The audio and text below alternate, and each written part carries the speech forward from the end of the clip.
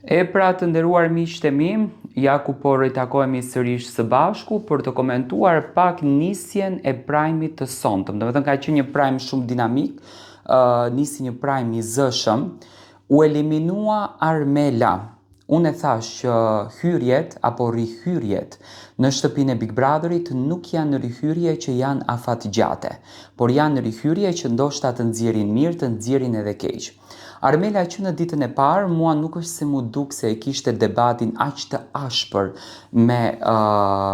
Brikenën brenda asaj shtëpie, por Armela e pash që nuk e gjente dot veten, domethënë filloi që të ketë një agresion, filloi që të ketë një inat, filloi që të ketë një urrëtie, domethënë filloi që të nxjerrën një anën e saj që jam i bindur kur do del nga shtëpia do i shikon të gjitha.